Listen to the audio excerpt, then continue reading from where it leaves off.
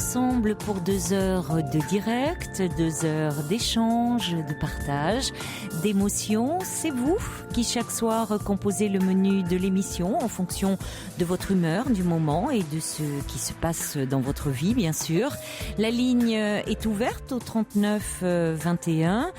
Alors si vous voulez nous parler de vous, si vous vous sentez proche d'un auditeur et que vous souhaitiez dialoguer avec lui, vous pouvez à tout moment appeler le 39 21 jusqu'à 1h. Vous y serez accueillis par Asiba et Paul, ainsi que par Philippe Chartier qui réalise cette émission. Et vous pouvez également donner votre point de vue par mail sur le site europe1.fr ou par SMS au 7 39 21 en composant le mot nuit. Un message justement de Daniel qui envoie un petit mail qui dit mais comment fonctionne une demande d'appel? Je vous téléphone de mon portable, j'aboutis au standard et j'explique l'idée générale de mon appel. Vous me rappelez sur ce même numéro et je développe mon sujet.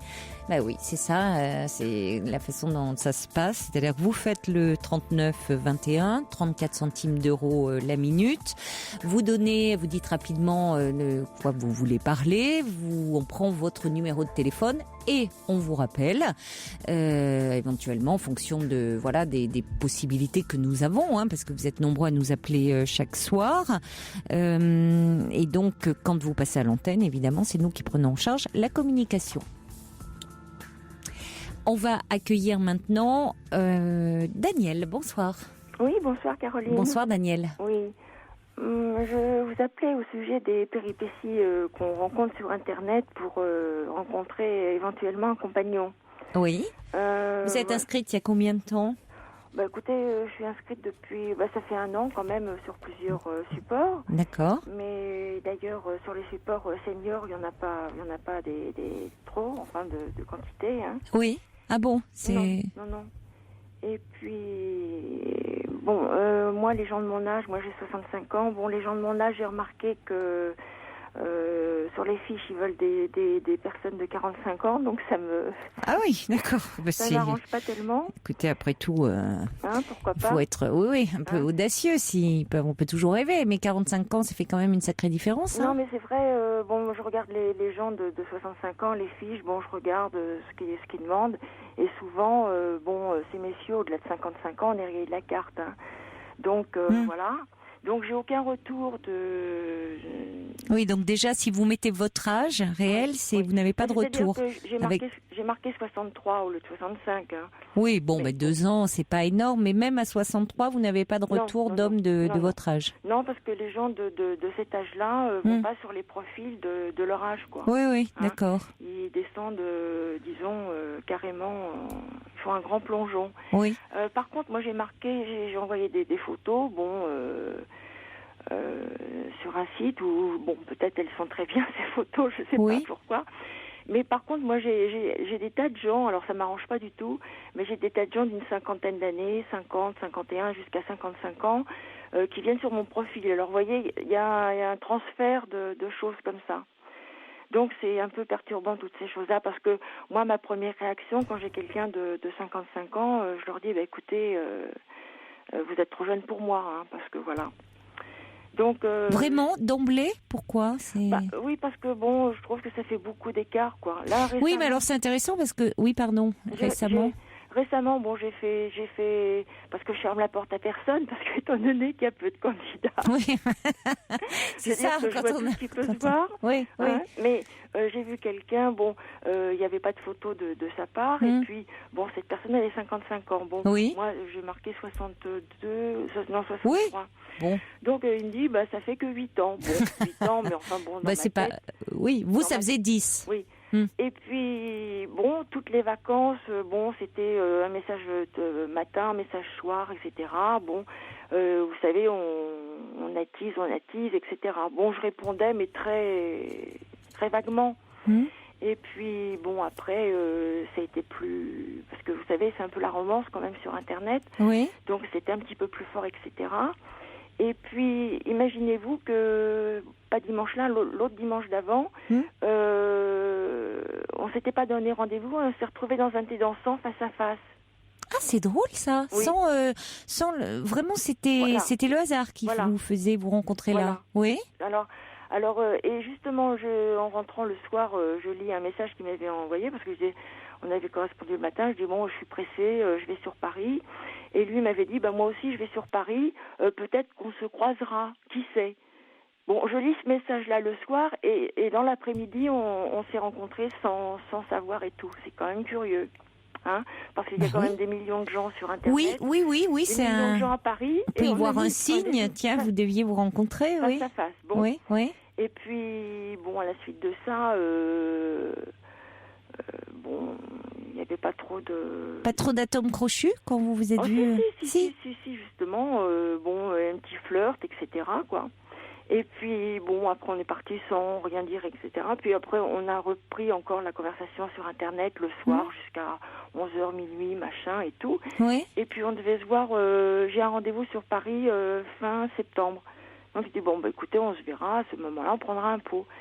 Et puis, moi, j'ai attendez, on va se voir si loin que ça.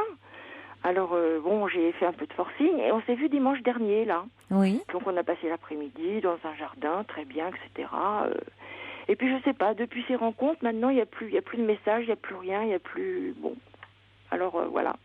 Alors, voilà, sur Internet, je pense que c'est des grands jeux et quand c'est un peu le mystère et quand on a fait un peu le tour de la personne très rapidement, je pense qu'on passe à une autre. Oui, alors est-ce que c'est le mystère ou pas le mystère? Parce que c'est un peu c'est paradoxal, c'est bourré de paradoxes, je trouve. C'est-à-dire que c'est le mystère dans le sens où je dirais que c'est plutôt le fantasme. C'est l'univers de tous les fantasmes. On peut projeter, on peut rêver, imaginer tout ce que l'on veut, et parfois du coup la rencontre réelle va être décevante par rapport à cet écran sur lequel on projette tous nos désirs, tous nos rêves. Je ne dis pas que ça a été le cas puisque vous avez flirté ensemble. Non, pas du tout, pas les deux fois justement. Et puis alors malgré tout qu'il y avait ces années, sur les photos je lui plaisais, intellectuellement je lui plaisais. Voilà. À chaque fois c'était des immense bonheur de recevoir les messages, etc. Enfin, il y avait une grande complicité. Et puis alors là depuis, on va attendre la fin du mois. Mais comme je dis c'est jamais on dit jamais 203, mais je lui dis ce sera le clap de fin parce que là il n'y a plus de suite. Alors je comprends pas. Ça c'est une histoire parmi les autres. Mais... Oui, mais quand vous dites finalement c'est le mystère, je trouve que il y a cet écran sur lequel on projette tous nos fantasmes, et de l'autre côté, il y a aussi le fait que justement c'est trop... on projette toutes nos attentes et du coup c'est très formalisé, il y a un côté presque rigide où on met les gens dans des cases. C'est-à-dire que vous voyez, la première c'est l'âge. Donc vous dites voilà l'âge, il y a des hommes, vous rencontrez des hommes de 60 ans, une femme de 65 ans, c'est pas possible. Alors qu'ils vous rencontreraient dans la vie réelle, ils pourraient vous trouver très séduisante. C'est-à-dire que dans la vie réelle, ils savent pas votre âge et qu'est-ce que ça veut dire 65 ans ou 60 ans ou 50 ou 55 ans. Il y a des gens qui vont, c'est une question d'allure, on sait bien qu'il y a des gens qui paraissent plus âgés, d'autres plus jeunes. Vous voyez, mais du coup, hop, ça peut être un rédhibitoire. Donc, parce que on met les gens dans des cases, là où dans la rencontre amoureuse, on oublie que justement, on va vers l'inconnu. C'est ce qui nous fait aussi, je rejoins ce que vous dites, le mystère. Qu'est-ce qui fait qu'on tombe amoureux? Pourquoi on est sous le charme d'une personne? On ne sait pas. Et c'est ce qui fait tout le charme d'une rencontre, tout le mystère de l'amour. Alors que derrière un écran, c'est compliqué parce qu'on est dans le fantasme. Oui, non mais... Alors, là, je suis un petit peu... je suis déçue parce que, déçue, on sait à quoi on s'attend sur ce genre de choses, mais... parce que c'est vrai que finalement, de fil en aiguille, j'attendais peut-être autre chose, et puis maintenant, il n'y a plus rien. Mais parce que là, au fond, vous auriez aimé le revoir, cet homme? Ah oui, bien sûr, parce que oui, c'est sûr, oui. Mais je pense qu'il a autre chose. Parce que moi, je me dis dans ma tête, il a 55 ans, il peut avoir quelqu'un de 10 ans de moins, 45 ans. Moi j'en ai 65, alors entre une de 45, une de 65, il y a 20 ans d'écart. Qui lui plaira peut-être pas autant. Je me dis, il n'y a pas photo. Non, mais là, qui lui plaira peut-être pas autant. Vous lui avez plu, sinon il n'aurait pas flirté avec vous. Je pense. Oui. Mais pourquoi alors à ce moment-là, depuis que... Oui, mais comment ça s'est... Par exemple, quand vous avez fait cette balade dans le jardin, qu'est-ce que vous avez échangé à propos de quoi? Moi, je suis très moraliste, alors je lui disais, bon, c'est peut-être un peu casse-pied de lui dire, oui, maintenant, les gens, ils prennent, ils jettent, ils veulent pas, ils sont pas motivés, tout ça. Bon, lui, en fait, il est certainement pas se fixer, donc c'était un peu, peut-être... Mais enfin, bon, après, on a parlé de voyage, de tas de choses. Oui, d'accord, mais enfin, je comprends mieux. Vous-même, vous dites, vous êtes très moraliste, et c'était peut-être un peu casse-pied de lui avoir parlé de ça. J'irais plutôt que vous lui avez mis une sacrée pression à cet homme. Oui, peut-être. Oui, parce que vous avez tellement peur qu'on vous prenne et qu'on vous jette, que c'est comme si en parlant, ça allait éviter mettre des garde-fous. Ça évite rien du tout, ça évite ça évite la rencontre. Ça évite que l'autre, il se dit, oh là là, ça doit être si compliqué, ça me fout la trouille, je m'en vais. Vous voyez, on ne, le risque ça évite pas le danger. Donc, finalement, quand on veut une rencontrer, mais sans qu'il y ait aucun risque, finalement, autant rester chez soi. Parce qu'il y a toujours un risque à rencontrer l'autre. On va toujours vers de l'inconnu. Donc, si vous voulez, cet homme, vous aviez eu une première rencontre, ça démarrait plutôt bien, vous échangiez, vous vous retrouvez dans un thé dansant, alors que c'était pas prévu. Moi, je trouve ça plutôt, c'est très joli. Oui, ça c'est un petit peu exceptionnel. Mais vous plaisez puisque vous flirtez ensemble, donc vous voyez là, la différence d'âge, c'était pas du tout un problème. Deuxième rencontre. Effectivement, là, c'est ouf. On essaye de contrôler. Voilà, c'est ça. Parce que c'est un peu comme quand on met toutes ces attentes. Hein. Alors, ça s'est bien passé parce que on a quand même un petit peu flirté. On a mangé un petit truc avant de partir, de se séparer. Les échanges encore le soir, les remerciements, tout ça, c'était encore assez dans la romance. Et puis maintenant, ça s'effile. C'est plus, puis il n'y a plus de... les contacts. Oui, mais vous l'avez rappelé après? Qu'est-ce qui s'est passé? J'ai passé des cartes virtuelles ou alors des messages sur Internet, mais... Il ne répond pas? Si, il répond aussi, il est très poli, il répond, mais maintenant, c'est... dimanche soir, c'était je t'embrasse tendrement. Après, sur notre message, c'était baiser. Puis maintenant, c'est bise. C'est très détaché. Et maintenant, on attend la fin du mois. On se verra à la fin du mois. Voilà. Donc, je pense qu'il y a quand même... Allez-y, la fin du mois. Si c'est prévu. Un grand pont jusqu'à la fin du mois pour détendre tous les machins. Non, mais après tout, lui aussi a pu être un peu refroidi parce que n'allez pas trop vite. Vous voyez, je trouve aussi que là aussi, on va trop vite dans le fait de... Il faudrait tout de suite que ça soit magique, que ça fonctionne. Non, après tout. Vous avez été un peu... Ça s'était bien passé. Puis là, il y a quelque chose, vous voyez, entre je t'embrasse tendrement, baiser, bise, Alors vous dites, il se détache, mais après tout... Vous savez pas comment lui a vécu cette relation. Entre-temps, vous parlez que c'est des messages. Vous savez pas ce qu'il vit. Il a une vie aussi, cet homme, comme vous. C'est pas forcément lié à vous. Donc, après tout, puisque vous avez eu quand même un bon contact, cet homme vous plaît, ne fermez pas complètement la porte. Et la fin du mois, elle arrive vite. Vous pouvez tout à fait prévoir quelque chose, ou même avant d'ailleurs. Après tout, c'est pas parce qu'il a été dit la fin du mois, vous pouvez l'appeler pour programmer quelque chose, lui suggérer quelque chose. C'est-à-dire que là, déjà, quand on s'est inopinément mis face à face, là, il m'avait dit déjà la fin du mois. Et puis après, c'est moi qui ai déjà provoqué. Vous voyez? Attendez, la fin du mois, on peut quand même se revoir. Et avant. il était d'accord. Et là, après, j'ai quand même un peu faire du forcing pour que ce soit dimanche. Il va certainement pas vouloir me voir tous les dimanches. Non, mais il s'agit pas d'instaurer dès le début. Vous en êtes dans les prémices d'une rencontre et que déjà, pour le coup, s'il a eu un peu peur, dire oh là là, tous les dimanches, elle va vouloir me voir et m'amener dans un thé dansant. Non. Pas du tout. Il faut justement, vous êtes encore dans la découverte l'un de l'autre. Oui, mais je veux dire que maintenant, avant, tous les matins, il me passait un petit message, bonjour, ou là maintenant, il n'écrit plus. Hein, il répond. Si je provoque. Bon, là, j'ai laissé un jour ou deux. Oui, mais il répond. S'il voulait vraiment plus vous voir, il ne répondrait pas. Oui, il répond, mais oui, parce qu'il est poli, je pense. Pas forcément. À la fin du mois. Enfin, il est poli. Moi, je veux bien croire qu'il est poli, cet homme, mais il peut aussi, à un moment, vous savez, dans ces sites, il n'est pas engagé vis-à-vis de vous. Il pourrait dire très clairement, ou même vous répondre, qu'il ne souhaite pas poursuivre. Oui. Mais comme j'ai déjà fait du forcing pour le voir avant. Enfin, du forcing, vous lui avez proposé, pourquoi attendre la fin du mois, voyons-nous. C'est pas du forcing, c'est vous avez proposé. Vous avez le droit de proposer dans une relation. Mais là, si je repropose encore quelque chose avant la fin du mois, j'ai peur qu'ils disent, oh là là, je vais mettre la main dessus, je sais pas, parce que... C'est-à-dire que c'est curieux, parce qu'on est quand même qu'au début du mois, si vous avez des messages de plus en plus distants jusqu'à la fin du mois. Bah oui. Je vois pas l'intérêt du coup de se voir, vous voyez, c'est... Bah oui, c'est sûr. C'est sûr. Mais vous ne le connaissez pas, il ne vous connaît pas. C'est pas parce que... Vous voyez, c'est aussi vouloir que tout aille très vite. Alors, je sais pas, parce qu'avant, c'était lui qui insistait, puis maintenant, alors je dis, bon, à ce moment-là, il veut plus... bon, il a vu, maintenant, il veut... Il a vu, vous lui plaisiez. Il veut...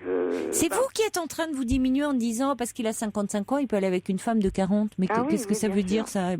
Pas forcément, mais bien sûr qu'il y a des femmes de 40, mais est-ce que c'est pour autant est-ce qu'il accrochera avec elle? Vous voyez, c'est pas en termes d'âge, c'est pas des critères comme ça. C'est qu'est-ce qui fait qu'on accroche avec quelqu'un, qu'on a un feeling, que cette personne nous séduit? Oui, mais maintenant tout le monde, enfin tout est, les hommes supportent pas qu'on ait 2 jours de plus qu'eux. Maintenant, tout est basé tellement sur l'âge, c'est la catastrophe nationale. Non, mais parce que vous avez été échaudé par rapport au fait que lorsque vous mettiez que vous aviez 65 ans, vous n'avez pas de réponse. Vous avez bien vu que lui, cet homme de 55 ans, vous avez mis 63 ans, il vous a répondu.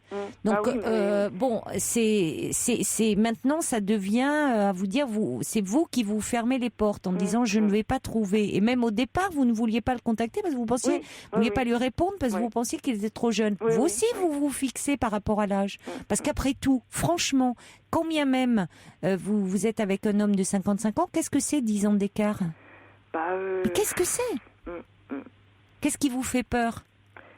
C'est-à-dire que, comme je dis, si c'est pour une aventure ou une liaison qui dure 3, 4 ans, 5 ans... Mais la liaison, elle pourra durer... vous croyez qu'avec un homme de 65 ans, la liaison, elle peut durer même une nuit, hein? Oui, c'est sûr. Oui. Rien ne vous garantit. Oui. C'est pas l'âge qui va être un critère. Oui. Oui, c'est vrai, de toute façon, c'est vrai de se projeter. Mais enfin, moi, je me projette toujours à l'infini. Oui, vous projetez, mais parce que c'est ce qui vous empêche, comme dit First Lisa, d'être un peu plus légère et d'aborder. Et finalement, vous passez à côté peut-être des choses parce que on ne peut. Vous espérez que ça va s'inscrire dans la durée, mais vous n'en savez rien. Personne n'en sait rien. Voyez, et cet homme peut être aussi dans ce désir-là, après tout. On va pas lui faire de mauvais procès dès le départ. Donc, vous pouvez très bien rencontrer un homme de 70 ans, vous disant, avec lui, oui, ça va durer, je serai peut-être la dernière. Voilà, et avec lui, vous passerez un week-end. Parce que finalement, au bout du week-end, il dira, non, désolé, finalement, ça m'intéresse pas. On peut pas dire. Non, non, il n'y a pas de garantie. Donc là, je suis un petit peu malheureuse quand même, parce que comme je lui ai écrit, bon, le 28, ça sera on dit jamais 203, ça sera le clap de fin. Bon, elle n'a pas répondu. Et ça sera... Mais parce que vous êtes dans une perspective que ça ne va pas marcher. Ah oui. Oui. Vous êtes dans la perspective de clap de fin, alors que l'histoire, elle n'a pas commencé. C'est paradoxal. Elle n'a pas commencé, votre histoire. Oui, mais avec cet écart, comme ça, je me dis, bon, si... Vous voyez que vous revenez toujours à l'âge finalement, mais c'est curieux parce que vous finalement vous dites oui, les gens maintenant tout revient à l'âge, c'est vraiment un problème. Mais vous-même vous êtes enfermé. Qu'est-ce qui vous fait si peur d'avoir un homme finalement il vous faudrait pile rencontrer un homme de 65 ans presque. Non, mais c'est vrai que comme on dit, on peut rien prévoir dans la durée, mais je me sentirais peut-être plus sécurisée en disant bon, ça risque de durer davantage. Mais bon, pourquoi? C'est pas sûr. Pourquoi? Oui. Je sais pas, parce que ce serait plus à égalité, je sais pas. Croyez que l'égalité, ça se joue là-dessus? Parce qu'un homme qui est plus jeune, bon, il peut toujours regarder et convoiter. Oui, mais parce que vous avez cette image-là des hommes qui regardent et qui convoitent. C'est pas une question d'âge. Il y a des hommes qui convoitent et qui désirent très tardivement. C'est dans la personnalité même. Oui. Vous avez des hommes de 30 ans qui bougent pas d'une oreille et vous avez des hommes de 70 ans qui sont toujours dans une quête de séduction. Ouais, c'est vrai, oui. Donc c'est plus lié à leur histoire, à leur personnalité, qu'à l'âge. Voyez, c'est vous qui vous arrêtez sur l'âge.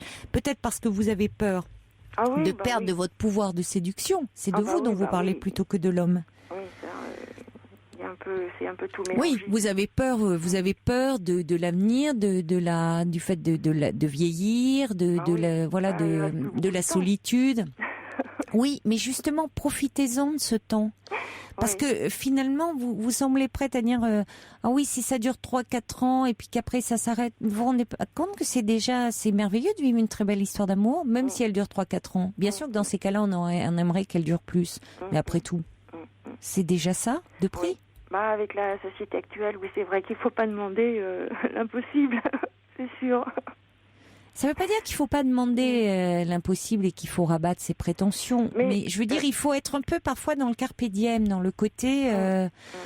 parce que à trop vous projeter dans l'avenir, vous passez aussi à côté de beaux moments. Oui, certainement, oui.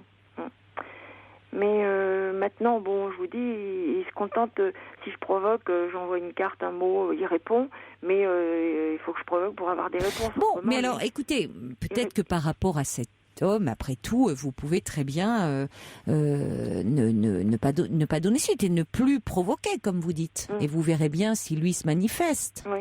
Mais rien ne vous empêche de contacter à ce moment-là d'autres personnes. Mais je crois qu'il y a toujours dans chaque expérience, dans chaque rencontre, des choses à apprendre, y compris à apprendre sur soi. Vous voyez, et ne fermez pas aussi les portes. Parce que, comme dit Odile, si vous avez un problème avec l'âge, si ça vous angoisse finalement, ce qui après tout, on peut comprendre que c'est agréable pour personne de vieillir. Il y a derrière ça l'idée de peut-être qu'on va... il y a l'idée de la solitude, donc vous avez envie, vous, de quelqu'un qui vous sécuriserait, qui s'engagerait. Mais Odile dit, si vous en avez un, vous, avec l'âge, vous rencontrerez ce problème-là aussi chez les hommes, parce qu'on transpose ces problèmes. En même temps, vous pouvez pas... C'est compliqué à un homme que vous rencontrez vraiment 2 fois de vous sécuriser. Oui. Voyez, il faut quand même apprendre à se connaître. Et puis il y a quelqu'un là qui m'envoie un message en me disant, vous savez, il y a aussi des hommes qui cherchent, c'est Jean-Yves qui a 61 ans, qui cherchent à rencontrer une femme du même âge, dit Jean-Yves. Ah, c'est rassurant. Donc voilà, il y a il y a First Lisa qui dit, vous savez, on peut pas tout calibrer.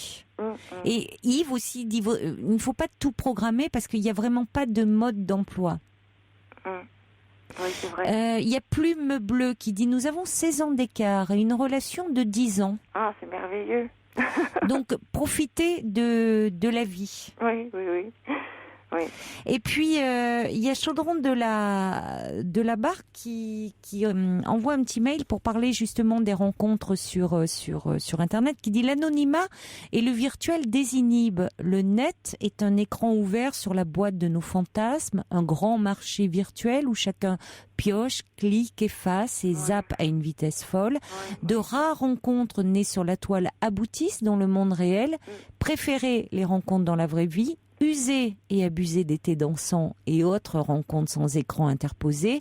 Dans la vraie vie, soyez légère, vivez, vibrez et laissez-vous porter. Et puis, qui sait, peut-être que ce monsieur reviendra vers vous.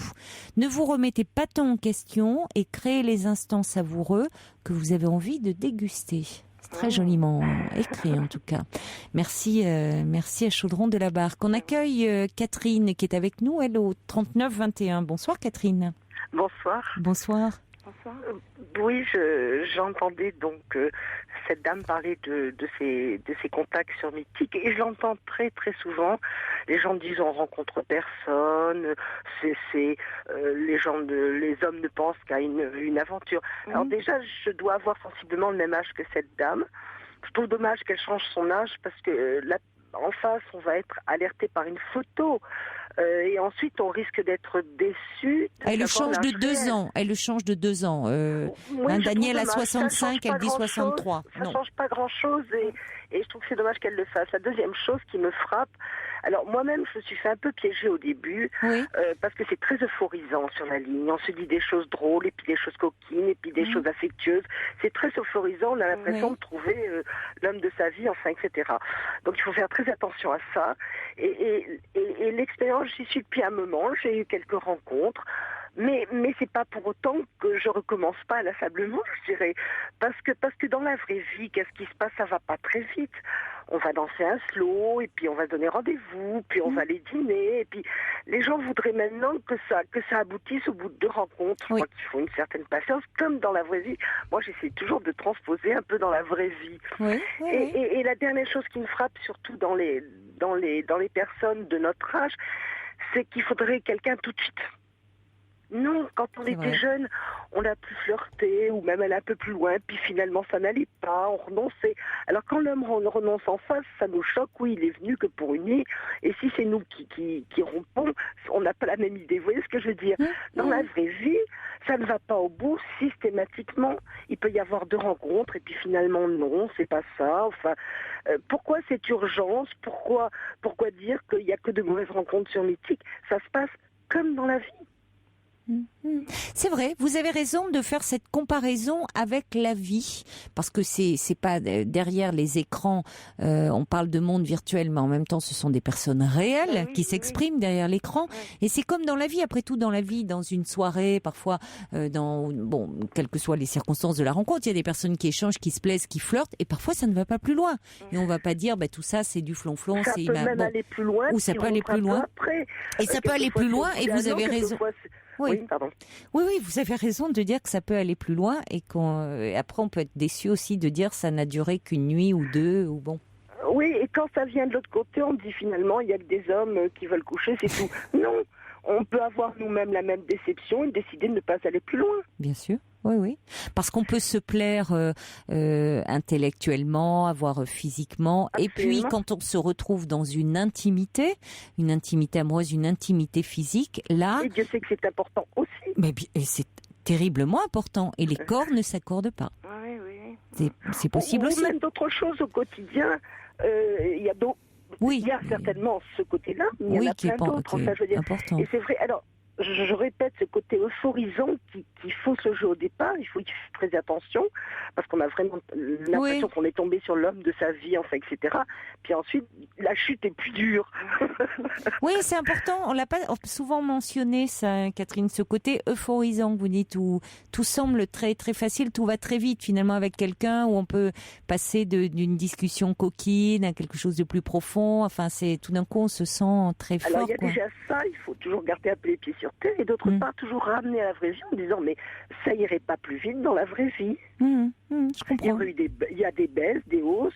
Le monsieur écrit un peu moins, il est peut-être très occupé à son boulot. Et la question de l'âge, je suis tout à fait d'accord avec vous, c'est-à-dire qu'à partir du moment où vous mettez votre âge, franchement, si le monsieur est vers vous, il est complètement conscient, c'est qu'il a été, vous lui avez plu sur la photo, et ensuite... Et pas sur la photo en plus, il n'a pas flirté avec une photo, ce monsieur. Oui, en plus. Alors ensuite, il peut repartir, mais ça serait ridicule de se dire que c'est à cause de l'âge. C'est comme ça peut être l'âge, ça peut être 1000 autres choses, mais dans la vraie vie, c'est pareil, c'est pas particulier Mythique. Exactement, oui. Restez avec nous, Catherine, parce qu'on va accueillir un homme justement dans ce débat qui ose se joindre à nous, et je l'en remercie. Bonsoir Denis. Denis, bonsoir. Vous êtes avec nous, bonsoir. Oui, attendez, je baisse le poste de radio à fond. Voilà. Non, vous le baissez le poste de radio. Voilà, merci. Je viens de me couper carrément. Merci beaucoup. Alors, moi je voulais dire, d'abord je m'appelle Denis, j'ai 47 ans. Oui. Et je voulais dire, je ne sais plus son prénom. Daniel, il y a Daniel. Catherine qui nous a rejoint. Oui. Je pense qu'il ne faut pas se baser sur l'âge. Il ne faut pas. Qu'elle ait 65 ans ou qu'elle ait 45 ans, quand on veut rencontrer les personnes, il faut les regarder par lettres et non pas par l'âge. Par l'être, oui, d'accord. L'être intérieur, accent circonflexe. Voilà. Comme on met les gens dans des cases, voilà, on pourrait les ranger aussi par lettre alphabétique. Exactement. Ce serait terrible. Oui. Exactement. Moi, j'ai connu pas mal de femmes, heureusement, dans ma vie. J'ai eu beaucoup de chance à ce niveau-là. Et j'ai rencontré, étant jeune, des femmes qui auraient pu être ma grand-mère, sachant que si on avait moins d'écart d'âge, on aurait pu aller plus loin. Mais on avait, on était contents de pouvoir se rencontrer, discuter ensemble. Oui, vous n'êtes pas gérontophile quand même, si elle pouvait être votre grand-mère. Oui. Voilà. Et on n'en est pas là quand même, hein. On n'en était pas à cette différence d'âge là. Oui. Voilà. Moi j'ai connu des relations simplement en discussion, en plaisir des personnes, de discuter, d'être ensemble. Et moi quand j'étais plus jeune, déjà si je parle trop vite, dites-le moi parce qu'il paraît que je parle très très vite. Ça va, jusque-là on vous suit. Bon, moi quand j'étais très jeune, j'ai jamais voulu fréquenter des femmes de mon âge ou plus jeunes que moi. Alors quand vous étiez plus jeune, vous étiez avec des femmes plus âgées ? Tout à fait. Oui. Tout à fait. Vous avez eu jusqu'à combien de différence d'âge avec une femme ? J'avais pas d'importance, j'ai été jusqu'à 10, 15, 20. D'accord. Oui. Quand vous aviez quel âge 18, 19 ans. Ah oui, donc c'est en plus un âge où ça se fait particulièrement ressentir, la différence d'âge. Exactement, exactement. Oui. Mais je me suis jamais posé la question du pourquoi, du comment, et j'ai jamais voulu une femme de mon âge à cette époque-là, ou plus jeune que moi. D'accord. Et aujourd'hui, vous avez 47 ans. Anecdote, j'ai divorcé il y a quelques années, je me retrouve avec une femme de 10 ans de moins que moi. Ah tiens, là vous avez basculé dans l'autre sens. Tout à fait. C'est souvent dans ce sens-là d'ailleurs, hein. Oui, mais bon, quand je fréquentais, entre mon divorce et puis ma femme maintenant, j'ai sorti avec des femmes de mon âge sans poser aucune question. Et alors là, les rencontres dont vous nous parlez, ce n'est pas sur Internet. J'ai cherché sur Internet plus ou moins, mais bon, comme elle dit, personnellement, on n'arrive pas à rencontrer quelqu'un qui suit les gens sur Internet. Ils veulent bien discuter et du jour au lendemain, on ne sait pas pourquoi.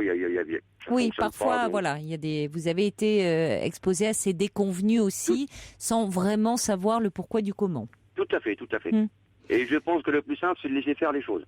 Oui. Alors après, quand on a une inquiétude, quelque chose un peu qui nous turlupine, je dirais un peu, on va chercher des raisons là où on ne sait pas, parce qu'on n'est pas dans la tête de l'autre, dans sa vie, et on peut se dire, il n'a pas voulu me revoir, ou elle n'a pas voulu me revoir, parce que ça, c'est à cause de ça. Peut-être qu'il m'a trouvé, finalement, je suis pas assez bien physiquement, ou voilà, je suis trop âgée, ou je suis trop bon.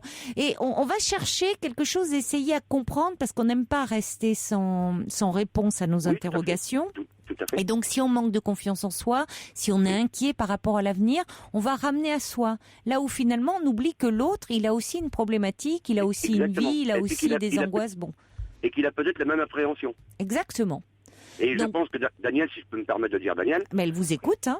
La façon qu'elle est arrivée devant le monsieur, moi, elle m'aurait fait peur. Moi, j'aurais l'impression qu'elle voulait elle m'aurait mis le grappin dessus. Et que si ça doit se faire... elle doit laisser faire les choses. Je pense qu'elle je veux pas dire qu'elle s'impose, parce qu'il faut quand même faire avancer les choses. Mais des fois, dites comment vous le ressentez. Vous l'auriez senti comme quand vous dites elle s'impose. Oui, voilà, quelqu'un qui veut me mettre la main dessus, sans même chercher à savoir ni quoi ni qu'est-ce avant. Je pense qu'elle... Bon, elle veut peut-être gagner du temps sur elle-même, mais il faut laisser faire les choses. Oui, mais souvent quand on a peur comme ça de l'avenir, quand on a peur, quand on a des peurs, on cherche du coup à contrôler tout. Et l'autre peut le vivre comme on cherche à prendre le contrôle sur lui. Oui, exactement. Et du coup, ça crée l'effet inverse. Donc c'est important. Pardonnez-moi, mais ça rejoint un petit peu ce que je disais Catherine, tout à l'heure. C'est-à-dire qu'il faut quelqu'un tout de suite à tout prix. On veut quelqu'un dans sa vie, on se sent seul. Et l'autre personne en face le ressent en disant elle ne me choisit même pas. Alors le ressent consciemment ou pas inconsciemment. Je l'avais dit un peu pour ça, justement, parce qu'elle disait qu'elle voulait aller vite, qu'elle ne comprenait pas pourquoi il allait si doucement. Et on avait l'impression, effectivement, je rejoins le mot du monsieur, de lui mettre le grappin dessus. Je crois que nos deux idées se rejoignent là-dessus. Oui, complètement. C'est-à-dire que vous vous rejoignez dans le fait que ce n'est pas une question d'âge, puisque cet homme, il y avait une attirance, mais qu'il y a pu le vivre comme on cherche, moi je dis prendre le contrôle, mettre le grappin dessus, enfin il y a eu une pression. Oui, tout à fait. Ouais. Mais c'est important parce que je pense que là aussi des auditeurs le disaient, attention, être plus légère. Il y a quelque chose de cet ordre-là qui vous est renvoyé. Vous voyez, là je reçois un mail d'Andrea qui dit « J'ai 9 ans de plus que mon mari, j'ai 52 ans donc, et nous sommes heureux, l'âge n'a rien à voir avec l'amour. » Exact, on se rejoint. On se rejoint tout le monde. Et moi je sais que avec ma femme actuelle, on ne s'est même pas posé la question de savoir si on devait être ensemble ou pas. Ça s'est fait tout seul. Ça s'est fait tout seul. Et on se compense très très bien tous les deux. Alors, quelle est mon attitude? Alors, je fais silence radio jusqu'à fin septembre. Oui, non, je crois qu'il faut alléger le propos. Je veux dire, vous allez rencontrer un homme dans la vraie vie au bout de 3 fois. J'exagère, hein, je donne une image, vous n'allez pas lui dire, bon, quand est-ce qu'on se marie? Vous voyez, il faut alléger le propos, rire, prenez-le comme un ami dans un premier temps. Exactement. Moi j'ai démarré comme ça au début. En plus, c'est une anecdote parce qu'elle habitait au-dessus de mon ex-femme. Elle habite dans ma commune. Et je voulais surtout pas trouver une femme qui habite dans ma commune pour ne pas qu'elle vienne mettre les pieds chez moi. Donc j'ai fait tout le contraire de ce que je ne voulais pas. J'ai fait tout à fait tout le contraire. Nous au début, on a pris plaisir à s'inviter à manger une fois ou deux avec nos enfants. Oui. Et finalement, on a fini à dormir dans la même maison tous les deux. Tous, avec nos enfants. Oui, oui. Sans même se poser la question. Mais oui, mais c'est ça. C'est-à-dire que parfois, je vous dis, on veut mettre dans des cadres et puis on va craquer, on va tomber sous le charme de quelqu'un qui normalement n'est pas du tout notre type. Il y a une part de surprise et une part d'inconnu. Il faut pas l'oublier ça. C'est ça que je veux dire, parce que en plus. Et c'est bien, c'est ça là aussi l'amour. C'est aussi quand il y a quelque chose qui nous échappe. Et c'est important, on sent qu'il peut y avoir justement une histoire importante. C'est quand ça nous échappe. Pas d'alchimie. Et je vais dire à Daniel que si elle se laisse brûler, ce que j'appelle moi brûler ses ailes, elle trouvera tranquillement. Et puis elle se brûlera les ailes ou elle se cassera les dents, elle le prend comme elle veut. Mais c'est la vie. Exactement. Absolument. Il y a que comme ça. Et si en ce moment, l'homme que vous côtoyez, ça ne marche pas, c'est pas grave. Même si demain vous en tombez sur un, on va dire, par rapport à ce que vous me dites, même qu'à 40 ans, allez voir. Peut-être qu'il pourra vous apporter quelque chose. Même si ce n'est que momentané. Même si elle se dit, ça ne marche pas, tant pis, elle va relâcher la pression et peut-être que l'autre reviendra d'ailleurs. Exactement. Oui, et puis peut-être que lui, indirectement, il le sait ou il soupçonne que vous ne lui écrivez plus, vous ne voyez plus, ça va peut-être réveiller des sentiments chez lui qu'il a pour vous. Et le manque, en tout cas, et dire, elle est moins dans l'attente et moins à courir après. Moins à sortir les griffes. Exactement. Alors, Daniel attend une réponse. Qu'est-ce que je fais? J'appelle ou j'appelle pas?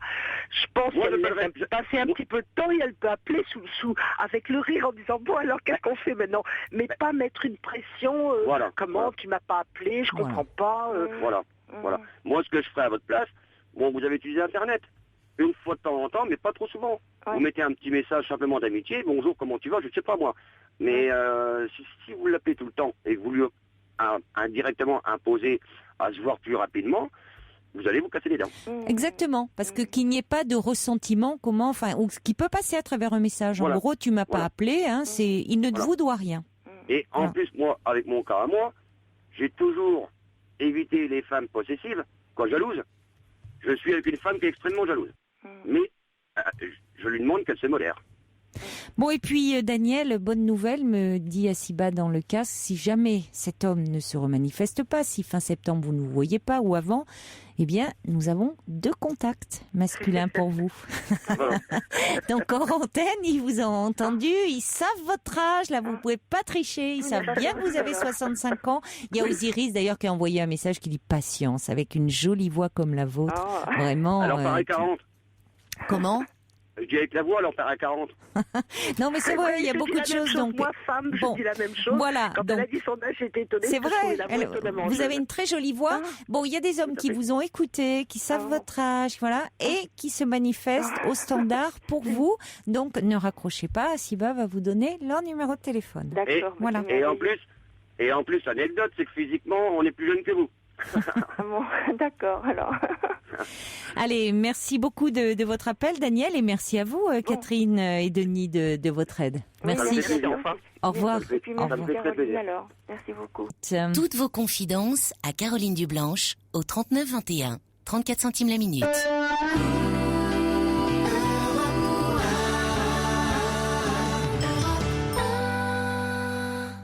Suite à tout cet échange que nous avons eu à propos des relations par Internet, Sergio dit moi, ça me conforte dans mon internetophobie comme un irréductible Gaulois luttant contre l'envahisseur romain. Alors Sergio, peut-être un livre qui pourra venir à bout de cette phobie dont j'ai déjà parlé dans l'émission, qui s'appelle L'amour au coin de l'écran, du fantasme à la réalité.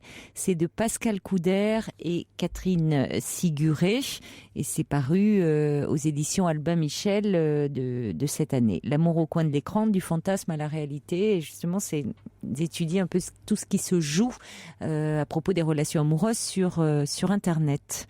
Bonsoir Faisal. Bonsoir. Bonsoir. Vous m'entendez bien ? Oui, très bien. Oui. Donc en fait, moi pour ma part, je vous appelle pour parler du sujet des pervers narcissiques. Oui. Et en fait, j'ai plusieurs fois entendu des descriptions de ce genre de personnes. Oui. Ce type de profil. Et il m'a semblé que certaines choses me correspondaient et je crains, j'espère pas, mais je crains de l'être en fait. Et qu'est-ce qui vous fait dire ça ? Pourquoi c'est en couple en fait, c'est au travers ma compagne en fait. Oui.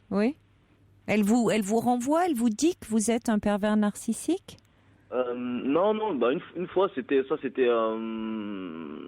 dans un esprit pour me charrier en fait, c'était dans la dérision. Oui. Qu'elle m'a balancé ça, mais c'était vraiment sous le ton du rire quoi, c'était. Oui, mais ça vous a affecté puisque vous appelez pour vous demander, vous dites que vous craignez de l'être. Ouais, voilà, pas affecté. Oui. C'est qu'en fait, moi, ça fait 5 ans que je suis avec ma compagne. Oui. Et je vous raconte un peu notre Bien sûr, oui.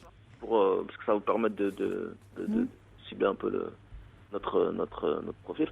En fait, donc on s'est rencontrés à 5 ans. Ça a démarré en beauté, comme la plupart des histoires. Et au bout d'un an, à peu près, moi une fois qu'on on a eu le temps de découvrir en profondeur. Oui. Moi j'ai été un peu déçu sur certaines choses. À savoir en fait, quand on s'est rencontrés, moi j'étais en pleine reconversion professionnelle. Oui. Et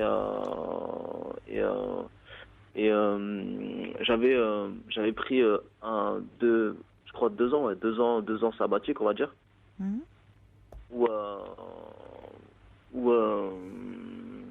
Bref, en gros, quand je l'ai rencontré, en fait, j'avais pas de stabilité, on va dire, ni professionnelle, ni sociale, je dirais pas, mais en tout cas pas professionnelle. Quand je l'ai rencontré, j'étais vraiment assez perdu. Non, pas perdu, non, pas vraiment perdu, mais en plein questionnement sur vous-même. Ouais, on va dire, on va dire. Mais j'étais surtout en pleine action, quoi, en fait, surtout. Pour justement me retrouver, pour me D'accord. faire une certaine stabilité, etc. Donc j'étais à fond dans mes démarches de reconversion, Bon, ça a réussi, ça. Vous avez pu faire le métier que vous choisissez, c'est ça. Qu'est-ce qui vous a déçu alors par la suite, au bout d'un an, dans le comportement de votre compagne? Comme je dis, à ce moment-là, j'étais vraiment sur tous les fronts, au niveau professionnel, au niveau santé. Pas que j'avais des problèmes de santé, c'était juste par rapport à une consommation j'étais un ex-fumeur de hash. J'ai commencé très tôt en fait. J'ai commencé très tôt et j'ai fumé une dizaine d'années. J'ai commencé vers l'âge de 11 ans et j'ai fumé jusqu'à au moins 21 ans très régulièrement. Et je sentais que ça m'avait affecté quand même. Oui, forcément. Oui. Et donc j'avais décidé d'en finir avec ça et je m'occupais beaucoup de ma santé quoi, en fait. Je faisais beaucoup de sport. D'accord. Bon. Vous essayez de reprendre votre vie en main. Voilà, exactement. J'étais sur tous les fronts. Donc, ça occupait tout mon temps, quoi, en fait. Donc moi, quand je l'ai rencontré, bien évidemment, j'ai profité de cette belle rencontre. On a passé une année à vraiment profiter de l'un de l'autre. Mais à un moment, j'ai craqué quand j'ai découvert que avant de craquer, il faut d'abord subir, mais ressentir des choses, etc. J'ai ressenti qu'elle n'était pas dans la même phase que moi, en fait. Elle était plutôt genre, j'ai rencontré l'homme de ma vie, sûr d'elle par rapport à moi. Elle s'est dit, voilà, quoi, tout va bien, je me laisse vivre, je me laisse aller dans cette relation en gros, on est bien ensemble et on s'en fiche du reste, quoi. Et elle était vraiment dans... Elle avait un désir de fonder un couple, un foyer avec vous, là où vous étiez dans un moment où vous remettiez toute votre vie en question.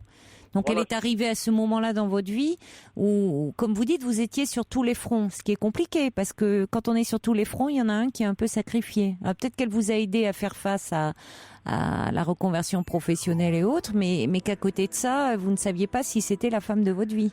C'est ça ? Au bout d'un certain temps, en fait. Au début, moi, j'étais comme elle. Je pensais que oui, j'étais vraiment très bien avec elle. Et ouais, j'espérais, moi également. On était dans la même optique. On voulait vraiment... Bon, alors, vous allez m'expliquer, finalement, après le journal de minuit, pourquoi vous avez des doutes et pourquoi vous craignez être un pervers narcissique. On y revient après le journal de minuit.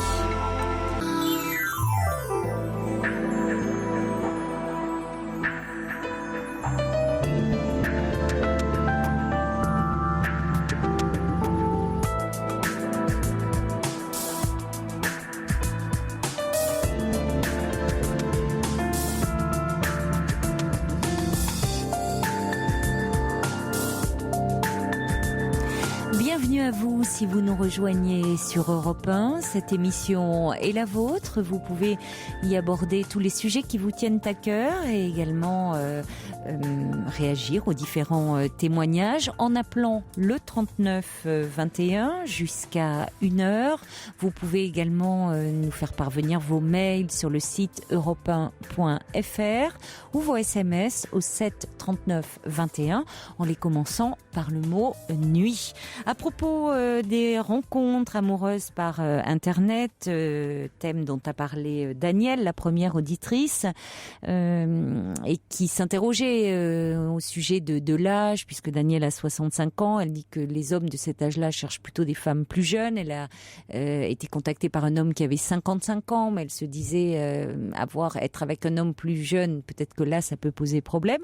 Eh bien, Violaine et Hélène disent, non, après tout, si on tient compte des statistiques, l'espérance de vie des femmes étant supérieure à celle des hommes, c'est nous qui devrions choisir des hommes jeunes. Elle a donc fait le bon choix, disent-elles. On va retrouver Faisal. Alors vous, Faisal, vous demandez si vous n'êtes pas... Vous posez des questions au sujet des traits de caractère des pervers narcissiques et vous vous demandez si vous n'en êtes pas un. D'après ce que vous avez pu lire et entendre, vous êtes en couple depuis 5 ans et c'est par rapport à certaines choses que vous vivez au sein de ce couple, puisque très vite, au bout d'1 an, la relation est devenue plus compliquée entre vous et votre compagne. Exact. Donc alors en fait, je vous expliquais que il y avait un décalage entre nous, en fait. C'est-à-dire que moi, comme je vous ai dit, à fond dans mes projets. Et donc j'accordais peu de temps au couple, mais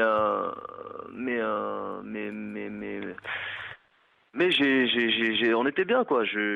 Pour moi, on s'était trouvé et il fallait maintenant se construire, quoi. Parce qu'un couple, ça ne vit pas que d'amour et d'eau fraîche, comme on dit. Donc elle vous reprochait de ne pas être assez présente dans votre vie privée? Non, même pas. Des petites reproches. Alors qu'est-ce que, pour qu'on comprenne, parce que si vous vous demandez si vous n'êtes pas un pervers narcissique, qu'est-ce qui vous fait pourquoi posez-vous cette question par rapport à quel comportement, à quelles attitudes que vous reproche votre compagne ou vous, sur quoi vous interrogez-vous, pour que je comprenne mieux et que je puisse vous répondre. Non, bien sûr, justement. Il faut, vous voyez, des exemples précis. Parce que jusque-là, bon, c'est pas parce qu'on rencontre des difficultés dans son couple qu'on est un pervers. Non, mais bien évidemment. Voilà, donc vous avez certainement des points plus précis. Je viens là dans... alors, autant m'en parler, parce que comme ça, je pourrais, voyez, vous répondre. Bien sûr, bien sûr. Donc, je disais, en fait, il y avait un décalage. Et elle, de son côté, elle était plutôt... genre, comme je vous ai dit, donc tout va bien. J'ai rencontré l'amour de ma vie. Et elle, en gros, elle voulait profiter de cette relation uniquement, sachant qu'elle aussi, elle n'était pas en situation professionnelle ni quoi que ce soit. Elle ne travaillait pas. Elle était hébergée chez une amie, etc. Donc, je lui dis, moi, je la poussais à faire comme moi, en fait, à vraiment se créer sa situation, se construire, etc. Professionnellement, je lui disais, mais voilà, vois ce que tu veux. Si tu sais, ben vas-y, fais les démarches pour entamer tes démarches de formation, etc., etc. Et je la sentais laxiste. Elle ne suivait pas ses démarches, elle n'était pas organisée, etc., etc. Moi, je commençais par des petites reproches. Et quand je voyais que ça persistait, ben j'ai commencé par m'agacer et parler un peu, être moins doux, quoi. En fait, on commence par une remarque, une reproche, et après on commence à, mais dans les coups de gueule, c'était, t'es qu'une feignante, mais t'es bête ou quoi, ou des expressions des fois un peu dures comme celle-ci, genre t'es nul, mais voilà, bon, vous la rabaissez, en fait, c'est ça. À ce moment-là, vous la dévalorisiez. Voilà, exactement. Parce qu'elle vous énervait. Voilà, c'est par rapport à ça. C'est pour ça que je me suis permis de vous expliquer. D'accord. Oui, je comprends. Voilà. Oui, mais ça ne suffit pas à faire de vous un pervers, je vais vous dire, parce que alors évidemment, c'est un comportement qu'on ne peut pas, qui est toujours douloureux, et on ne peut pas imposer à l'autre d'être ce que l'on voudrait qu'il soit. C'est pas parce que vous étiez en pleine réalisation de vous-même sur un plan professionnel que vous deviez imposer à votre compagne de suivre le même chemin que vous. Vous voyez, là, vous vouliez qu'elle soit conforme à l'image que vous vouliez d'elle. C'est, après tout, elle a le droit d'être différente de vous.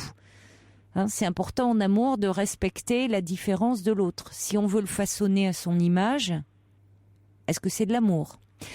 Bon, pour autant, je vais vous dire, Faisal, par rapport à l'interrogation que vous vous posez, les pervers narcissiques, on les voit pas en consultation. On les voit pas dans les cabinets des psys, parce que on voit leur entourage, parce que leur entourage souffre terriblement de leur comportement, mais eux ne souffrent pas. Ils ne sont pas dans la culpabilité.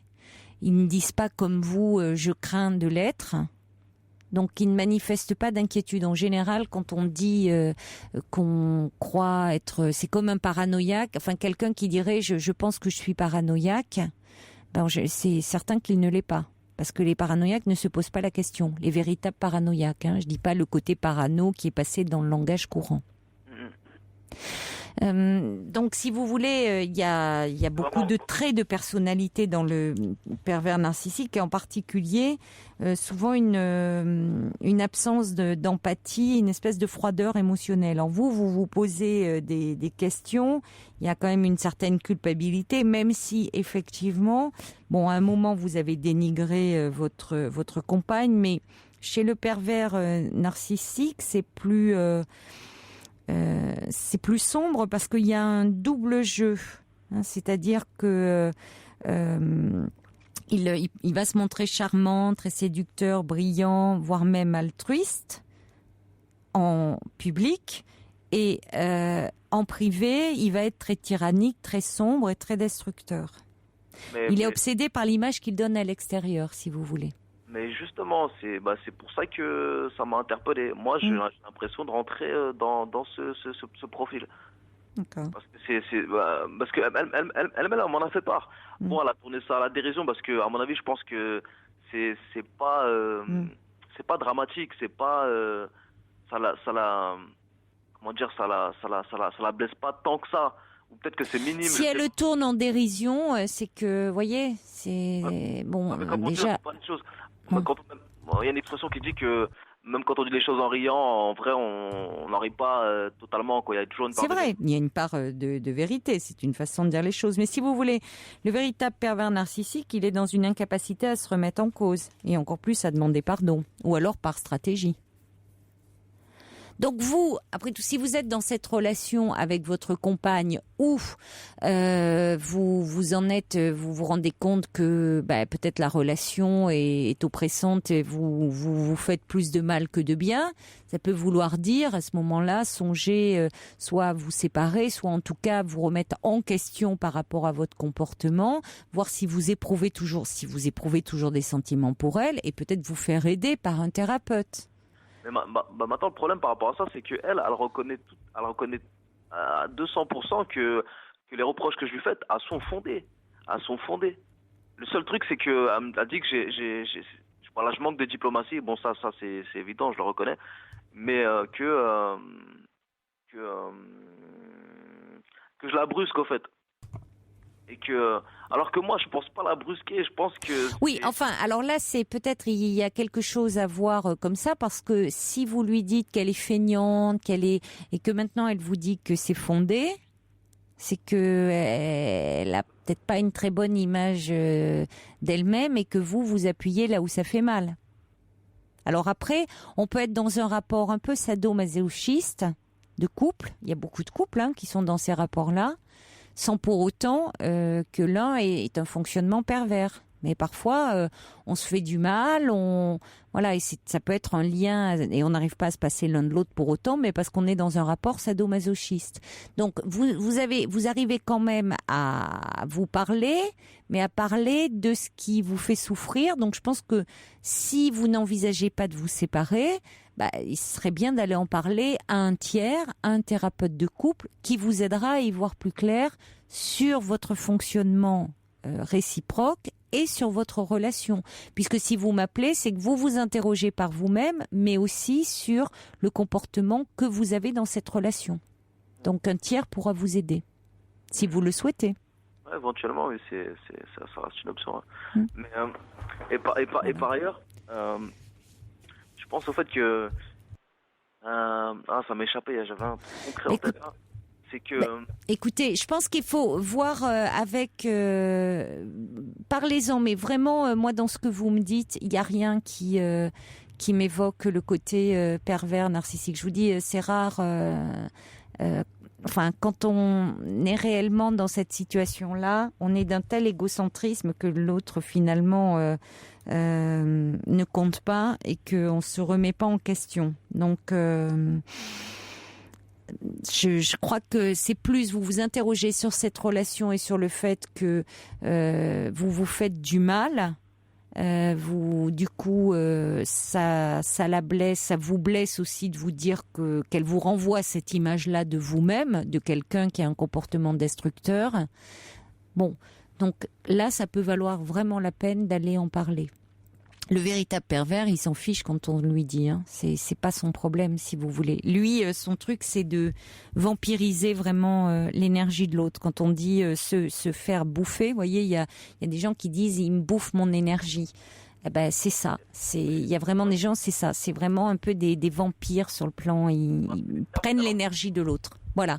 Mais bon, maintenant, je pense aller voir un thérapeute de couple et aller parler de votre relation. Merci en tout cas de votre confiance. Au revoir Faisal. Des messages qui arrivent au 7 39 21 suite au témoignage de Faisal qui se demandait s'il n'était pas pervers narcissique.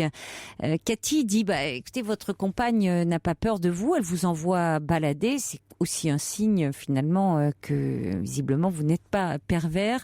Anne qui dit pour avoir vécu 12 ans avec un pervers narcissique, compte tenu de ce que dit cet homme, moi je le sens pas du tout dans ce cadre-là, pervers. Et puis il y a également Ninon qui nous dit, attendez, je vais retrouver son message.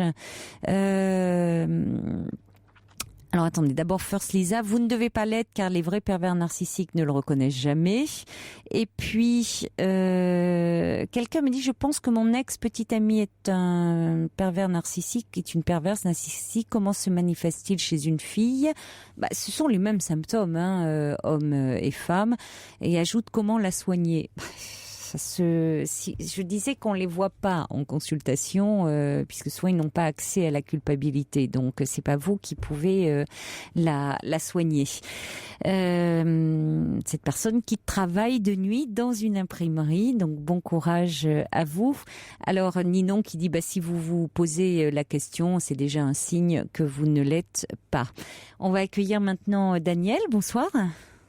Bonsoir Caroline. Bonsoir Daniel. Ravie de vous avoir au bout du fil, ravie que vous soyez là.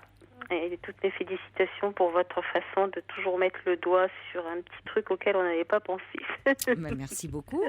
Voilà. Moi, je voulais simplement témoigner. Je suis tout l'inverse de la première Danielle de l'émission, qui en fait aimerait bien vivre en couple pour ne plus souffrir de la solitude.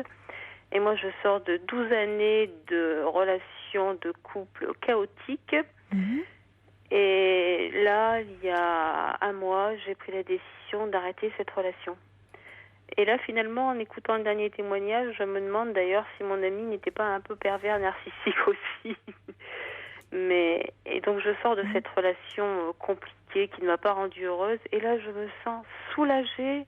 Mais soulagée, sereine et bien toute seule, sans voir une moitié qui me gâche la vie et qui me stresse finalement, qui me rend peu heureuse, quoi.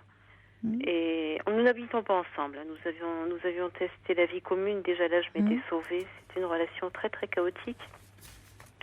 J'ai pris ma décision. C'était un peu compliqué, mais parce que il y a la famille autour, surtout la sienne. Et puis là, j'ai pris ma décision. J'ai envoyé une longue lettre avec beaucoup de courriers parce que c'était très chaotique pour expliquer le pourquoi du comment, parce que j'en pouvais plus. Et là, je me sens apaisée, bien, et je n'ai plus envie de le revoir. Même pas pour récupérer mes affaires. J'ai plus envie. J'ai plus envie. Je suis tellement bien seule, tranquille, sans voir quelqu'un qui me dénigre, qui me critique sans arrêt. C'est pour ça que je pense au pervers narcissique. Oui, vous retrouvez une paix intérieure. Je retrouve une paix intérieure, oui. Une joie de vivre aussi, vous pourriez dire. Tout à fait. Oui. Parce qu'avec, une joie de vivre. Oui, mais ça peut éteindre complètement la joie de vivre. Oui, tout à fait, d'être avec quelqu'un qui fait la tête ou qui ne s'occupe pas de vous parce qu'il a beaucoup d'occupations ou qui vous reproche des tas de choses, qui est toujours en train de vous faire des reproches, même anodins. Et je reconnais que depuis quelques mois, je pense que j'étais prête à prendre mon envol parce que je reprenais goût à me coiffer, à m'habiller, à sortir. Je redevenais gaie finalement. Et j'avais du mal à franchir le pas. Et on est partis une semaine ensemble. Et en vacances, soi-disant. Ça faisait des années que je voulais plus partir. Je me trouvais des tas de raisons. Je pense que j'avais plus envie, quoi. 2 ou 3 jours ensemble, ça allait très bien, pas davantage. Et en rentrant de cette semaine de vacances, qui n'a pas été drôle, je reconnais que je me couchais tous les soirs très tôt. Et j'étais comme les enfants, je comptais les dodos qui me restaient avant de rentrer. Oui. Et j'ai pris ma décision. Je me suis dit, il faut que je sorte de cette histoire. Donc, c'est quelqu'un qui n'écoute pas. C'est pour ça, qui n'a pas d'empathie, qui n'écoute pas. C'est pour ça que je pensais au pervers narcissique. Il n'y a pas d'empathie, ça c'est. Voilà. Alors, et c'est assez. Là aussi, il peut y avoir vraiment une. Ils peuvent donner l'apparence au contraire de l'inverse, selon ils s'adaptent à la personnalité qu'ils ont en face d'eux, parce qu'on peut rencontrer, évidemment, là on parle dans le cadre d'une relation amoureuse, mais ça peut être sur le plan professionnel, c'est-à-dire qu'il peut au contraire ils cernent très vite, comme souvent les pervers, les failles de l'autre, et donc s'y engouffrer et vous donner le discours et l'attitude que vous attendez, et donc se montrer au contraire extrêmement dans l'empathie, dans un premier temps, évidemment, de la relation pour séduire, pour s'approcher de leur proie. Ce sont, on pourrait dire, presque des comédiens nés. C'est-à-dire qu'ils savent très bien jouer sur la palette des sentiments. Oui, je pense. Je suis allée voir sur Internet, j'avais cherché un peu à une époque, parce que bon, c'est vrai que j'ai eu des années assez difficiles. Et il y avait quelque chose qui était symptomatique aussi. C'est mon ex-ami, je dis mon ex-ami maintenant, est quelqu'un qui s'est beaucoup investi dans la vie de sa petite ville. Et dès qu'il y avait une manifestation, je n'existais plus. Il ne me présentait jamais, il me plantait là. C'était systématique, que ce soit dans la vie collective. Alors, je suis quelqu'un d'assez ouvert. Que ce soit dans sa propre vie familiale. Dès qu'il arrivait, je n'existais plus.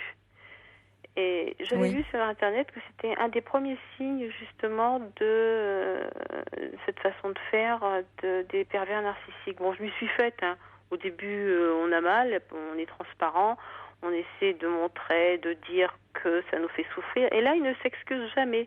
Quand vous disiez, il ne demande jamais pardon, jamais il ne s'excuse. Sauf dans une démarche de stratégie, parfois. Parce que si vous voulez, ils savent aussi jusqu'où ne pas aller trop loin, quand même. Vous voyez, c'est là où c'est compliqué. C'est-à-dire que c'est jamais... il y a des limites qui sont pas franchies. Mais ils contrôlent... Si vous voulez, ils sont pas des... C'est un peu des...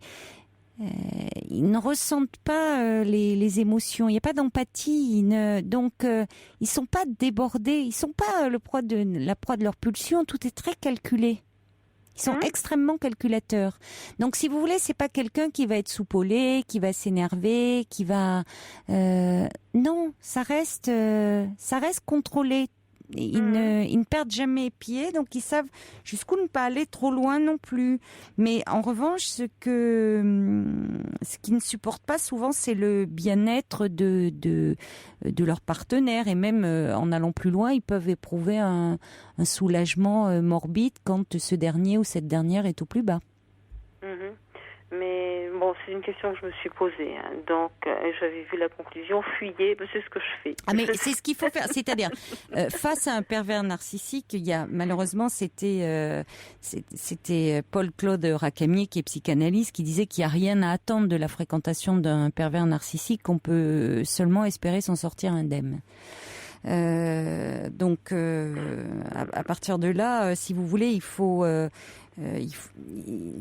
la meilleure attitude. C'est en tout cas la fuite, vraiment, parce qu'il y a rien à gagner, il y a plutôt tout à perdre. Et puis ne pas donner prise quand c'est dans le monde du travail, en dire le moins possible sur soi. Puisqu'il peut y avoir quand même... Dans une relation de couple, c'est très compliqué quand ça se met en place. Je vous dis, en général, c'est la fuite. Hein. Je pense à la personne qui disait comment soigner, non. Oui, moi, je pense que j'en étais arrivée à ne plus beaucoup parler. Nous vivions chacun de notre côté. Mes enfants n'étaient pas bien vus. Mes enfants ne l'appréciaient pas non plus. J'en étais arrivée à recevoir mes enfants à part, mes petits-enfants à part. Ça devenait très compliqué, quoi. Oui, je comprends, oui. Donc, il y a un moment où il faut réagir, même si c'est pas drôle d'être seule. Moi, je me sens beaucoup mieux là. Oui. Évidemment, dans un tel contexte, et c'était le but de mon témoignage, de dire que il vaut mieux finalement un jour réagir et dire non, je ne peux plus mal vivre avec quelqu'un, même si on est deux, quoi. Il est certain que c'est pas toujours évident. On avait l'habitude de se téléphoner le matin, le soir. Bon, maintenant il n'y a plus rien, mais je suis tellement soulagée.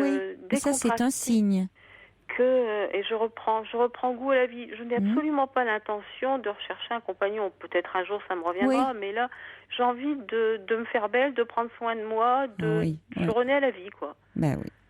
Oui, ça c'est... c'est quand même dommage qu'une relation de couple arrive à finalement à détruire. Bon, détruire, c'est peut-être un mot qui est fort. Non, parce que il peut y avoir des personnes, et bon, je ne dis pas que c'est le cas là de votre compagnon, mais quand on est dans le cas de la perversion narcissique, il s'approprie, c'est l'espace psychique de l'autre. Hein. On ne devient pas pervers narcissique par hasard non plus, mais donc oui, c'est une relation qui détruit. Enfin, il y a d'autres relations qui peuvent détruire, et dans ces cas-là, comme vous dites, être seul avec soi-même, se retrouver, reprendre goût, refaire connaissance avec soi-même. C'est pas étonnant que vous vous sentiez mieux que dans cette relation qui vous faisait du mal. Ah oui, c'était une relation toxique.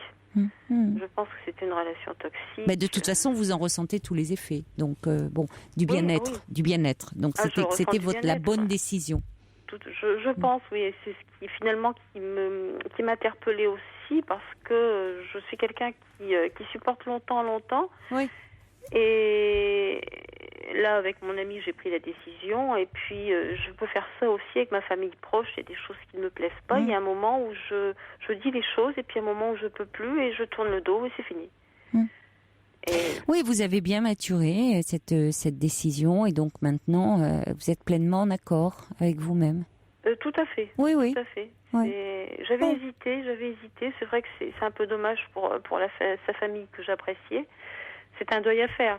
Je suis plus triste de faire le deuil de cette famille que je reverrai un peu au départ, et après je sais très bien comment ça se passe. C'est un peu comme dans un divorce.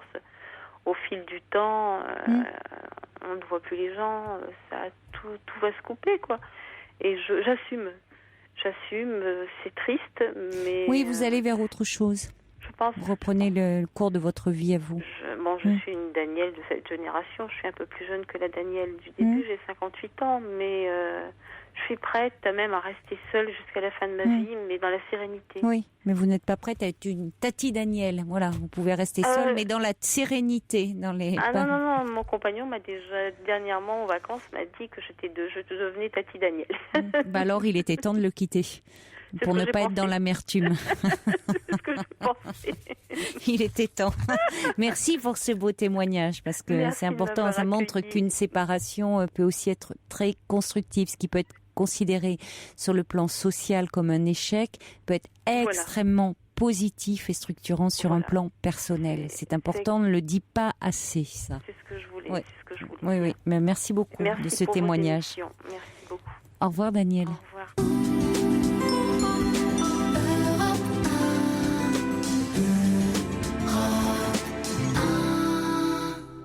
Alors la personne qui apparemment me dit que sa petite amie est dans cette situation, enfin il pense que peut-être sa petite amie est une personnalité de perverse narcissique. Il me dit, si on l'aime, ne peut-on pas l'aider à ne plus l'être? C'est facile de fuir, ajoute cet auditeur.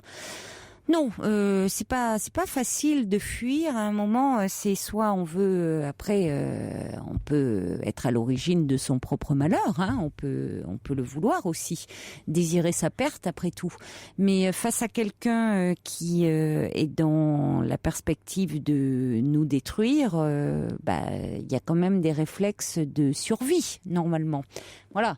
Après. Peut-être que, attention aussi à des thèmes qui sont extrêmement galvaudés, où, comme on dit maintenant, il est parano, il est schizo, il est...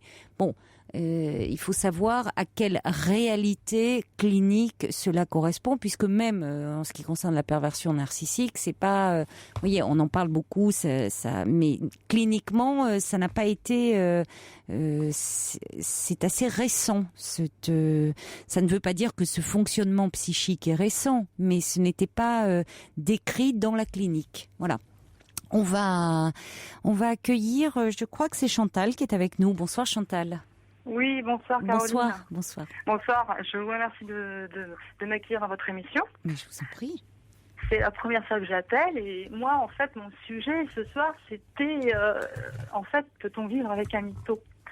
Voilà, décidément, c'est la problématique. On va après les pervers narcissiques, on va dire avec les mythomanes. Les mythos, voilà, c'est ça. Voilà, donc. Alors ça aussi, c'est passé dans le langage courant. On dit tu es mytho ou tu mitonnes, même on dit. On prend le terme un peu de cuisine, voilà, mitonner. Voilà. Alors est-ce que réellement vous êtes avec quelqu'un qui est réellement mythomane ? Alors, c'est exactement la question que je me posais. C'est la question qu'il faut déjà se poser. Voilà, exactement. Alors, je me dis, est-ce qu'il y a une différence entre être mythomane et être un menteur, tout simplement, en fait ? Ah oui, il y en a une. Voilà.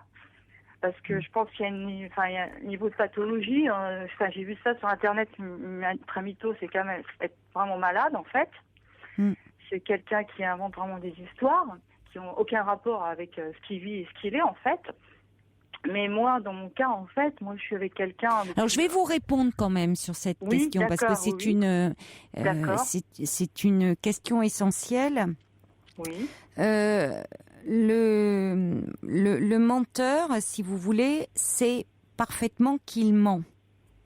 D'accord. Alors que le mythomane, lui, il est ce qu'on appelle dans notre jargon clivé, c'est-à-dire clivé. C'est le clivage du moi, c'est-à-dire que confronté à une réalité qui est insupportable, certaines personnes se dédoublent. Il y a une partie d'elle qui accepte cette réalité, l'autre partie qui la refuse. Et, bon, curieusement, il y a une forme ces deux parties réussissent à coexister, mais sans folie. Bon, le psychisme est... Alors, se rencontre le mythomane. Justement, il manque, en fait. Si vous voulez...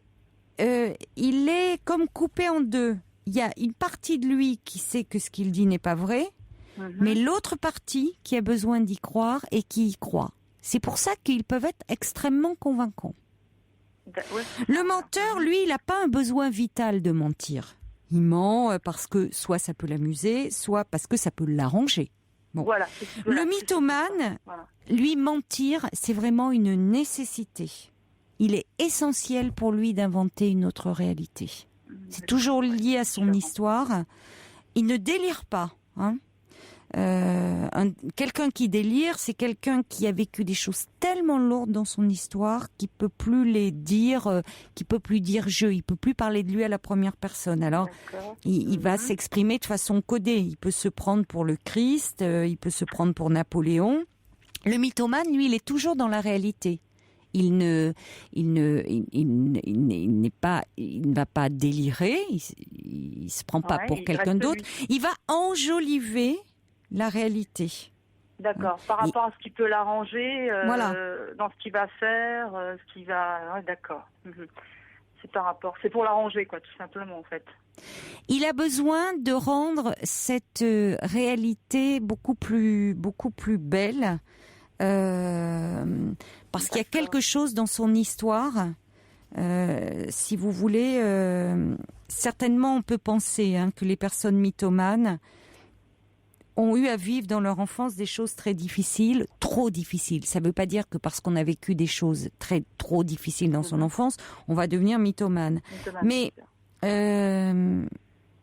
finalement, pour ne pas devenir fou, ils coupent un peu leur conscience en deux. C'est ce fameux clivage. D'accord. Justement, oui, vous allez me dire si la personne dont je vais vous parler est mythomane ou menteur. Alors, ça dépend. Donc, en fait, c'est une personne qui... Bon, c'est surtout par rapport à son métier, en fait. Il travaille... Bon, c'est une personne qui a un travail de nuit, qui peut travailler la nuit, qui peut travailler le samedi, enfin le week-end, en fait. Et c'est une personne qui est amenée aussi à partir en déplacement, quoi, en fait. Oui. Donc, il travaille dans une grande compagnie aérienne. Donc, il peut partir 1 jour, 2 jours, 3 jours, 5 jours, grand maximum, dans un pays étranger. Ou en France, mais c'est surtout dans un pays étranger. Et en fait... quand mon ami part à l'étranger, par exemple, lui, ce qu'il fait, je peux même pas lui téléphoner en fait parce qu'il me dit il faut que j'achète une puce express, ça vaut pas le coup, ça coûte cher avec mon iPhone Note, c'est beaucoup trop cher, ça coûte, c'est ça. Enfin moi c'est trop onéreux. Et donc, il me dit qu'il part avec une personne, enfin il me raconte ce qu'il veut. Et moi je suis pas là pour vérifier ce qu'il fait, où il va, avec qui, et bon. C'est problématique, quoi, en fait, parce que c'est vrai que c'est quelque chose. Enfin, j'en ai discuté avec des amis qui pourraient pas ne plaire à tout le monde, quoi, en fait. Donc, mais c'est-à-dire que même vous remettez en question le fait qu'il n'est pas forcément à l'étranger. Déjà, même à l'étranger, ça paraît curieux qu'on ne puisse pas le joindre, parce que maintenant, à l'étranger, on peut joindre les personnes. Voilà, c'est ça. Maintenant, avec tout les puces et tous les systèmes qui existent, c'est quasiment impossible. Donc, alors là, est-ce qu'il s'invente une vie par rapport à son métier ou est-ce qu'il a une double vie ?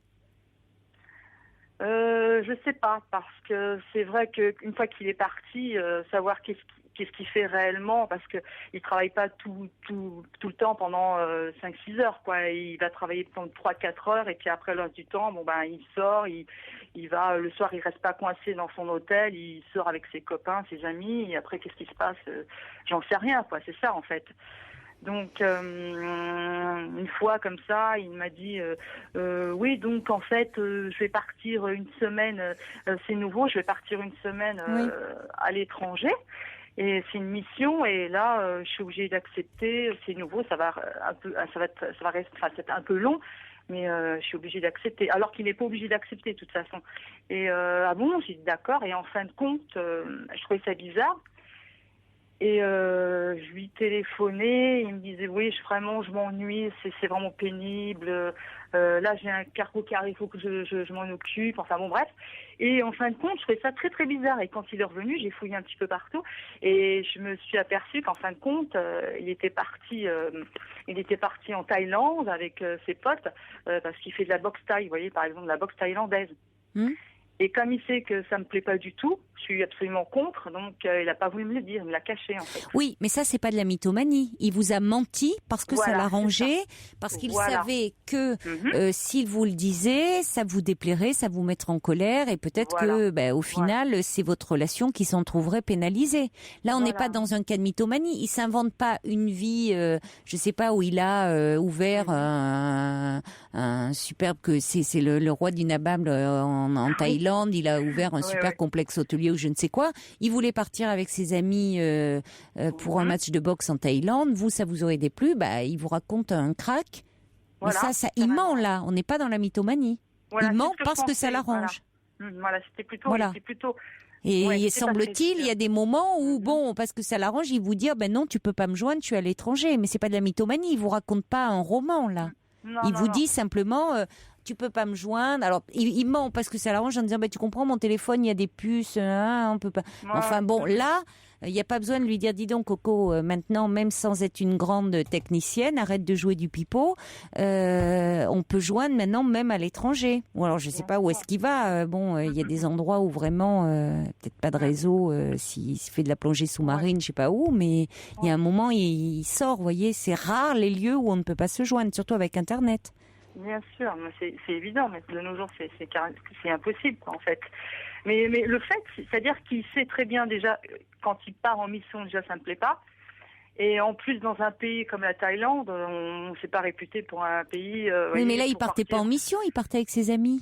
Voilà, il partait pour lui, pour son plaisir personnel, pour faire son truc à lui, quoi, en fait. Voilà, quoi. Et voilà quoi, il m'a menti. Alors c'était une période pour moi qui était assez difficile parce que je venais de perdre mon père en fait. Et en fait, je pouvais pas compter sur lui pour me soutenir dans ce genre d'épreuve en fait. Mais il continuait tout le temps de me mentir, même quand il est revenu. Je suis ça s'est bien passé. Son travail, oui, c'était fatigant. Il continue jusqu'au moment où... Forcément, vous ne pouvez pas. Oui. Après, il va pas vous dire, s'il vous dit qu'il part pour son travail, alors qu'en fait il part pour ses loisirs, pour son plaisir, il va pas en revenir en disant il est obligé de s'enferrer dans son mensonge. C'est normal. Si vous, de l'autre côté, il se trouve face à l'inquisition qui veut à tout prix le faire avouer, voyez, vous rentrez dans un rapport de force sans fin. Donc à un moment, il faut peut-être se poser la question, pourquoi lui est amené aussi à vous mentir, parce que certes à un moment on ment, soit parce que ça nous amuse, soit parce que ça nous arrange, mais ça nous arrange parfois parce qu'on préfère ça plutôt que le conflit ouvert et déclarer la guerre ouverte avec l'autre. Donc peut-être qu'à un moment ça veut dire aussi moins être dans le contrôle par rapport à lui, et peut-être qu'il vous mentira moins s'il se sent plus libre, non? Oui, peut-être. Parce que là on n'est pas dans la mythomanie dans ce que vous décrivez.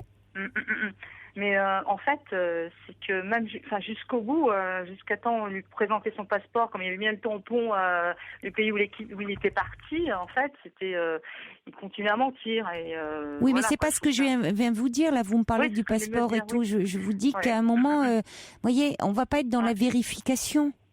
Non, c'est vous clair. semblez pas. Si vous passez votre temps à vérifier après que ce qu'il vous dit est vrai, alors en même temps c'est paradoxal, vous êtes très ambivalente. Vous me dites comment est-ce qu'on peut vivre avec un mytho, et puis en même temps vous n'arrêtez pas de me donner des exemples où vous êtes constamment dans le doute. Plus vous allez être comme ça et plus vous allez être soupçonneuse, plus ça peut encourager l'autre aussi à nous mentir. C'est ça le problème, c'est qu'il y a un cercle vicieux qui se met en place. Oui, je comprends ce que vous voulez dire. Oui, plus vous êtes, plus on est dans la vérification, plus on est dans le soupçon, dans la traque, plus l'autre, pour éviter, parce que même cet homme s'y tient à vous et qui veut pas mettre à mal votre relation, il va vous mentir pour éviter l'affrontement. Oui, c'est ça. Surtout que je lui ai déjà dit, si tu te barres encore, enfin, si tu t'en vas encore une fois, c'est même plus la peine, c'est terminé.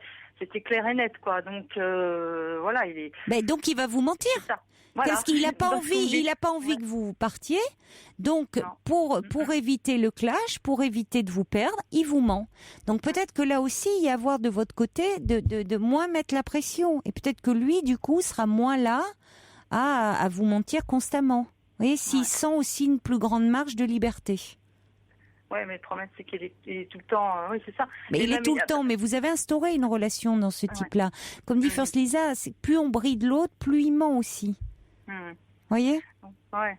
Mais bon, ça fait plusieurs fois qu'il me fait le coup comme ça, aussi. Il devait partir 7 jours, en fait. Il est parti. Ah non, 7 jours plus 2 jours, aller-retour, ça fait 9 jours. Après, c'était 15 jours. Et puis, une fois, il part. Et puis, je lui dis, tu pars quand ? Parce qu'il devait partir en Thaïlande faire ses combats de boxe, en fait. Et en fait, il est resté 3 semaines. Vous voyez, 3 semaines, et il m'a amené en bateau comme ça. Et puis quand il est parti, il m'a pas dit le jour et l'heure quand il partait. Il m'a appelé, il m'a dit oui, tu sais où je suis. En fait, je suis à l'aéroport. Je fais ah bon, t'es à l'aéroport, mais pourquoi tu m'as pas prévenu que tu devais partir tes jours, telle heure. Alors qu'il savait d'avance. Il avait déjà tout préparé avec ses copains, ses amis, le jour auquel il allait partir, en fait. Oui, mais vous voyez bien que, justement, les menteurs souvent donnent beaucoup de... Non, c'est pas un délire. Ne mélangez pas tous les termes. Un délire, c'est justement... il est plus dans la réalité. Lui, c'est très bien ce qu'il fait. Et il vous donne beaucoup de détails pour, en fait, vous rassurer. Pour vous dire, non, tout va bien, tu vois, les menteurs souvent donnent beaucoup de détails, justement. Mais si vous le lâchez un peu, peut-être qu'il vous sent moins comme ça à tout vouloir vérifier et finalement contrôler, parce qu'il y a une relation de pouvoir derrière, et il cherche à échapper, parfois c'est ça aussi, à une relation où il se sent où l'autre cherche à prendre le pouvoir sur lui par le mensonge. Oui, donc, lâchez un peu la bride. Lâchez la bride, peut-être. Oui, peut-être. Mais bon, c'est vrai. Ou alors, si vraiment... Non, mais oui, mais si vraiment vous ne supportez pas, vous avez aussi de lâcher complètement. Parce que plutôt que de vous plaindre et de vous dire « j'en peux plus et je vais me barrer », vous pouvez aussi le faire. Mais si ça devient effectivement la menace qui plane en disant si tu continues à me mentir, je vais me barrer. Résultat, il va de plus en plus vous mentir pour que vous ne partiez pas. Enfin, vous voyez, vous rentrez dans un jeu infernal. Donc à vous de voir. Oui, c'est sûr, c'est sûr. Ce que vous voulez finalement. Oui, non, bien sûr. Bon, soit il y a quelque chose qui peut un peu s'arranger, ou vous continuez dans cette relation où il y a beaucoup de pouvoir entre vous deux, parce que c'est quand même ça. Merci en tout cas de votre appel. Au revoir. Au revoir Chantal. Au revoir.